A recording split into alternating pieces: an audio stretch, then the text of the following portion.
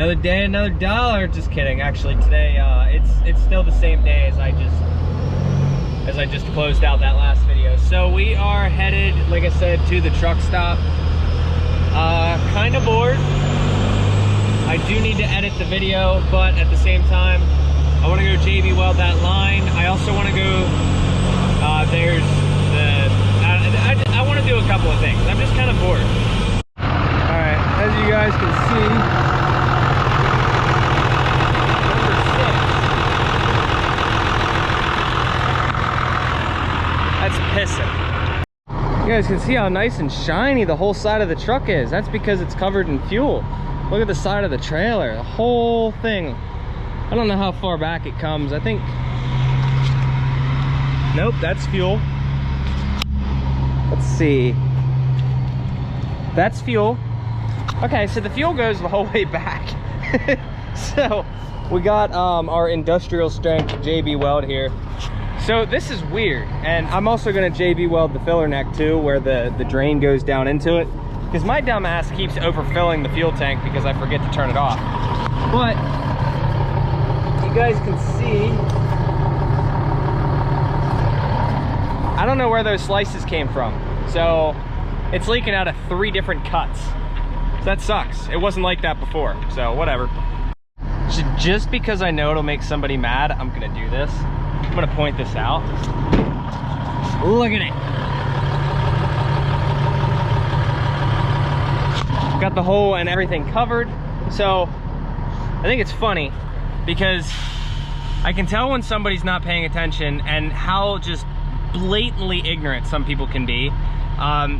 I've had a few people say it like, oh, everything on the truck is rigged. Those people either are really dumb or really blind, because I don't think there's one thing on this truck that's actually rigged. Everything that I've gone through and like half-assed just to get me home has been fixed, except for there's one thing on the truck that you could consider rigged, and that would be the throttle rod that goes from the P-pump back to the back of the P-pump, where, you know, the throttle rod, which I have yet to replace. I have one on order. No, I don't.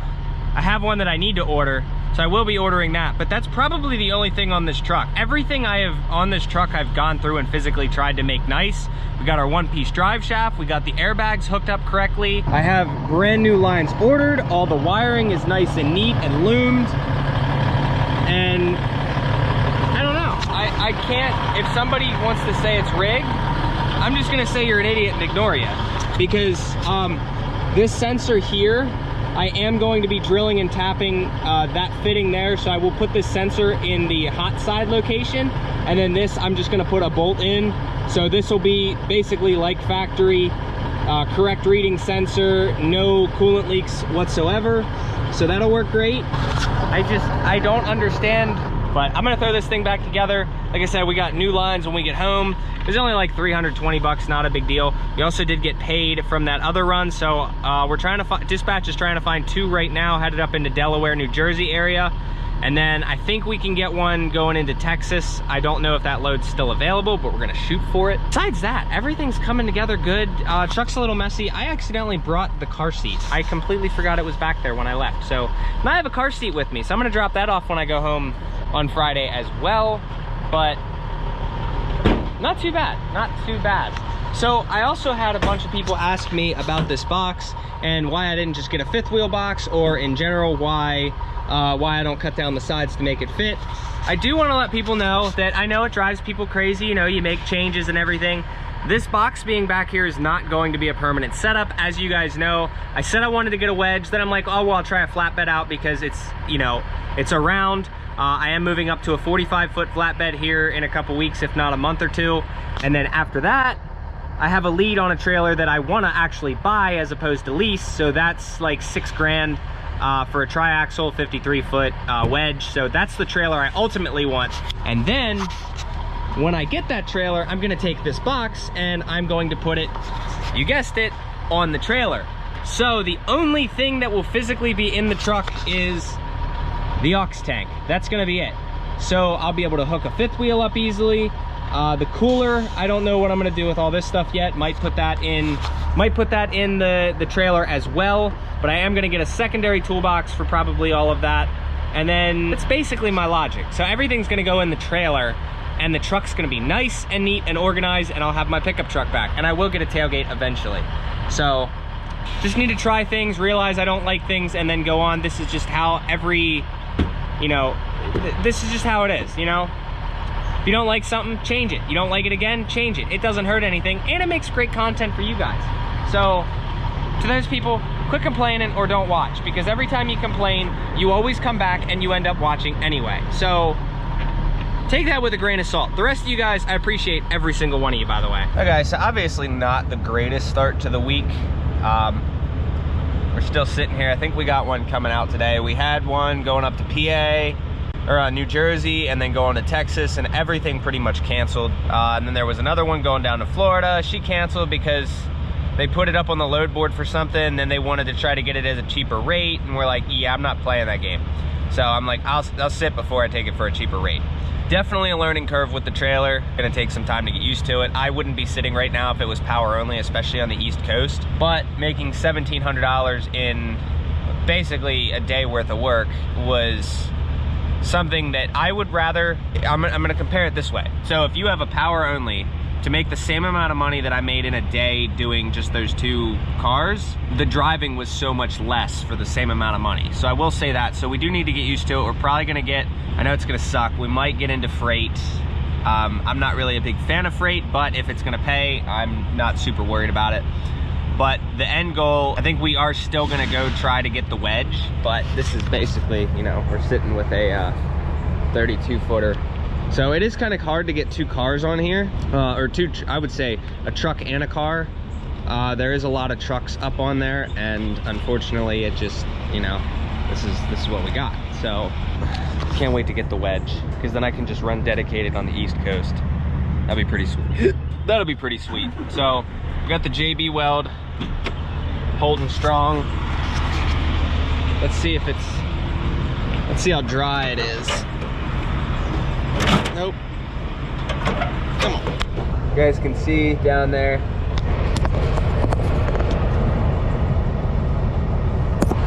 I think we got the majority of the leak there.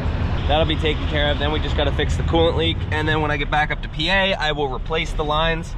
And I realized that if you want free water, you just got to go up to the truck pumps and turn the water on, and you can just fill your coolant jug. So rather than spending a lot of money on coolant when it leaks a little bit, I don't have to. I can just get the free water from the fuel island. Well,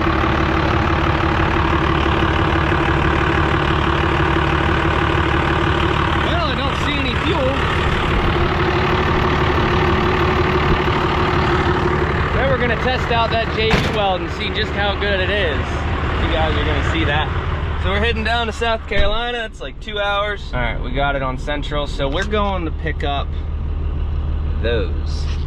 So they're gonna forklift it on, forklift it off. Hell yeah. All right, so we're heading down to Rock Hill, South Carolina. Now, the thing I want you guys to realize is, I started the $2,000 challenge. We're gonna start out with $2,000. And at the end of every video, I'm gonna go over all the expenses, what the account's at, and we're gonna go from there. I have a 32-foot flatbed. There's a huge learning curve. I need to figure that out, especially because it's only 32 feet. So I'm not gonna be able to pick up another load in between already having one sometimes, depending on how long the other load is. 32 feet really isn't a lot, and that's what I've realized. It's gonna be a huge learning curve. The account's not gonna go up a huge amount right away. Definitely gonna have to figure out the market and figure out how to work around with a 32 footer. Life will be a lot easier with the 45 footer. And I get that 45 feet is really, really long. 40 foot would have been perfect, but you take what you can get, and that's just how it's gonna be until I can get the trailer that I personally want. Look at those EGTs, look at that. And then the second we hit the throttle, let's see if we can hit 190, there we go. Now watch them.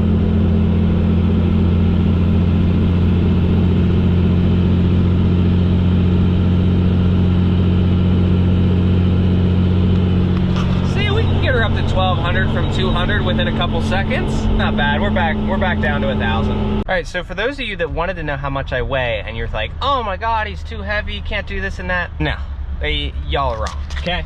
Look at that. With a full tank of fuel, I am 15,660 pounds.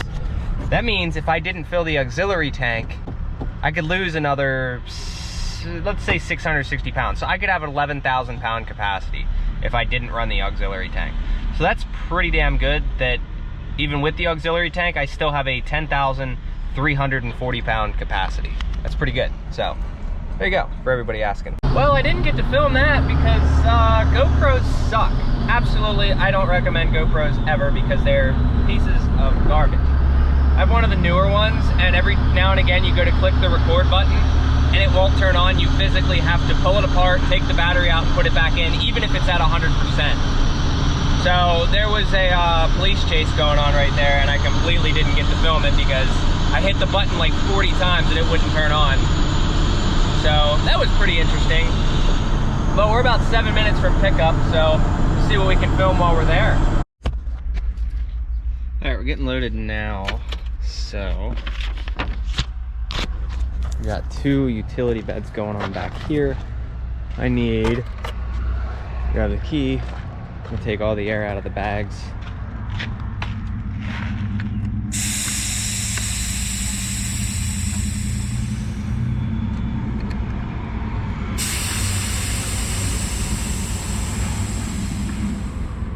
There we go. So now that she can sit, I wish it would sit that low.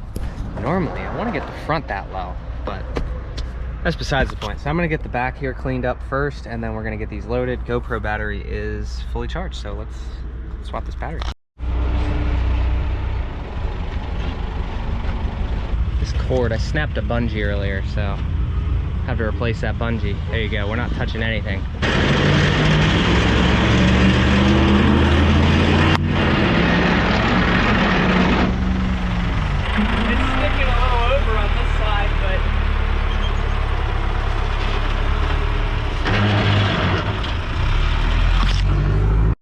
Huh? Oh. So I did my measuring wrong. We're only allowed to be 102 wide, not 108, so that's my bad. That's whoopsies. So we're gonna move this one, put that one back there. That thing sounds awful. And then we'll put this one up front, because this one can sit sideways like this one is, so. Perfect. All right, here's kind of what we got. Got 2 going over this one here. And then, so we got 1 chain pulling forward and then 2 chains pulling back. You guys can see, just like that. So I do want to go get upgraded binders like you guys told me about, as opposed to the ones where I got to put a bar on it. So everything's solid, secure. We're gonna get out of here. Now I just gotta get a picture of it for the thumbnail. Also, check this thing out. It's pretty neat. That's pretty sick. Alright, well this thing kind of sucks, but it's not too heavy. I don't know what all this stuff is in here, but not too bad. Got the back piece for this guy. One of these doors, well, actually both these doors, none of them actually stay closed, which kind of sucks. This one here, I know it's not the best chain job in the world, but we'll be trying some new things with them. Get new binders here in a little bit. That'll be nice. I wonder what's in here. Wow, Chevy parts. Aside from that, still dealing with a little bit of a fuel leak with the Dodge. We'll be all right. Hopefully no DOT inspections for a while, because we'll be getting that taken care of when we get home. You can see a little bit of a drip. Now I want to pull the belt off and spin all the pulleys and see just what kind of condition they're all in, so I know next time I go to the automotive store, like O'Reilly's or something.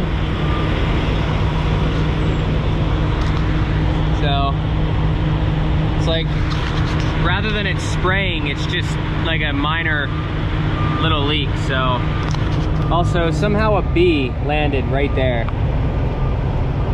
I don't even understand how that's possible. He's been in there quite a while. Shouldn't be too bad. I want to spin them all individually and see what's going on. Leaking a little bit of coolant out of that guy right there. Again, not a big deal. There's another bee right there. There's another one. How they're getting into the engine bay, I have no idea. All right, so I just took the belt off, going through checking the pulleys. This alternator was brand new. When I put the motor in, I bought a new one. And let's see. Something feels a little crunchy.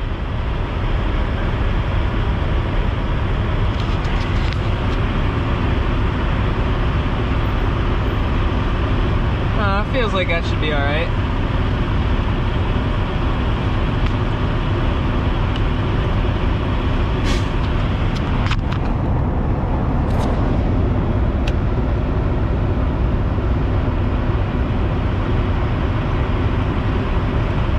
Seems tighter than it should be. Not sure why it looks like it's all like ground down. And the belt itself looks fine. Fan spins perfectly. A little bit of pressure on the water pump, but I mean, all in all, I don't know. Getting sick of that coolant leak though. Alright, so it's summertime, obviously, not wintertime. So you can do this. I just got a shower, we're about to head out. But look at that, alright? Obviously you guys know we have a coolant leak. I'm gonna show you guys how to get free coolant depending on where you stop. We got 2 empty of these, right? I'm gonna take them all the way up here to the spot by the fuel pumps, and there's water there. As you see right here, free water. And there you go. You know, as much as Loves overcharges me for everything else, you know what? I don't even care. I was just gonna get it at Home Depot anyway, but as much as I'm gonna be putting in, it's like, it just took a half a gallon there, so I'll have 2 gallons of water to hold on to. I ain't paying for coolant no more. At least until I go through and do a full coolant flush, because I am gonna do that at some point, once I know that the cooling system is perfect. But you guys also gotta remember, when I did this swap, I never really intended on actually using it for what I'm using it for now. So I do have a lot of kinks to work out on the 12 valve swap. I basically threw it in and did mobile mechanic with it for a year. It's not really testing it, I'm just driving it around my house. So now we're actually going through and doing, where's my key on? And now we're actually going through and doing a full, you know, hard use on it, and that's basically gonna be it. I mean, it's only gonna get better from here. So it's not like issues are gonna recur forever. We're just gonna go through and fix every one of the little kinks, go through, do everything right, and that's basically the end goal. Is I want everything done right, and I want no issues at the end of the day. So also, it doesn't help that we're doing this completely on 35-inch tires. So go down to some 285s here in a couple weeks and see how that makes a change. All right, well, I cleaned up the frame before, and doesn't seem like there was a point. That's coolant, and then the other side's fuel. So now I don't think that the fuel leak is actually, I don't think that it's big enough that it's gonna keep doing it. So the fuel leak I think is fine. I do need to take care of the coolant leak sooner than later. Not the biggest of deals, I'll probably take care of that tonight. So is what it is. Again, not a big deal, just little things. Just little things. You gotta enjoy the good things you got, because there's little bad things here and there. I can't complain too much. I definitely, coolant thing, I need to get back home, so I'll probably grab some hose clamps next time I see a auto parts store. Maybe even a Home Depot. Maybe I'll go to Home Depot and get some of them. All right, so thanks to one of you guys. Actually, I screenshotted your comment because you, sir, are awesome. Pop's How To's. He had said that on his 2004 Common Rail, the sensor was an M14 by 1.5. So I'm really hoping that you're right. I mean, even if you're not, I still appreciate, you know, the help. But I just ordered on Amazon. I got a tap for that size and then a bolt So what I'm gonna do is I'm gonna tap the sensor again on that side where the sensor's at now. I'm gonna put a bolt in it, and then on the other side, I'm going to tap the plug that's already in that. And yeah, for the M14 by 1.5, and then we'll have no coolant leaks. And then we'll have to figure out what other fluids we can leak. Get on my email here. Aha, here it is. All right, so I ordered the, yeah, right there. $310, I did 2-day shipping, UPS second day air. $270, I got all 6 lines for the P-pump. So now we'll have no leaks, because I'm not leaking oil anymore. Believe it or not, a 12 valve that does not leak oil. Wow, that's a rarity. No, it just leaks coolant and fuel. So we'll have that taken care of when I get home. Also, somebody had mentioned, and I don't understand your comment, I'm going through comments right now, and somebody was like, how many days in a row do you wear that shirt? That's nasty, man. That's why truckers have a bad rap. And apparently this person doesn't pay attention, because I have like 40 of this and the yellow CP towing shirts, and that's literally all I wear, and I have so many of them, and it's the only thing I own. So anybody, you know, just for the record, I have so many of these, so like every day I switch this. All right guys, so it is the end of the video. That means I am going to be going over the finances for you guys to show you basically what's going on. Obviously didn't get paid today because we didn't drop. We actually picked up one today, and then we should be picking up 2 more tomorrow in Kentucky after I drop in Kentucky. One going to PA, one going to New Jersey. So I just ordered those parts, like I said, so we'll have the fuel lines fixed and the coolant lines fixed. I swear to God, as long as these guys don't keep canceling their loads. So we started out with $2,000. We are up to $2,482.34. Add about $150 to that, because actually I'm on the phone with you right now, Josh. I had to lend you 150 bucks. So, which I'll get that back tomorrow. So just add 150 to the total that you see. But the 4 things that I spent money on were the $310.39 for the fuel lines, $5.72 for Burger King, $12.50 for a cat scale, and $17.64 for Subway. The fuel has not come out yet.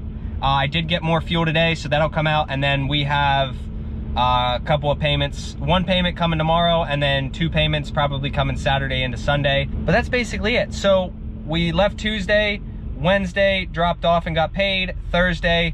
So in 3 days, we are up $482. So it's basically where we're at, okay? So, and for the guys that are new to this and understand why I'm doing this, I did a video about 3 videos back, 2 or 3, I can't remember now at this point, but I basically get a bunch of questions and people want to get into this industry with no savings. So I did the $2,000 startup challenge. Basically what I'm going to be trying to do is building the checking account from a set $2,000. And I am new to the flatbedding industry. I used to have a flatbed back with my old business, but I didn't really run it. I used to run the tow truck with cars and a wrecker unit. So new to flatbedding, but not new to hauling. So this is a new market that I am trying to learn. At the same time, it basically simulates a new guy getting into the business. So that's why this is the perfect opportunity. We're gonna see if we can succeed with only $2,000, okay?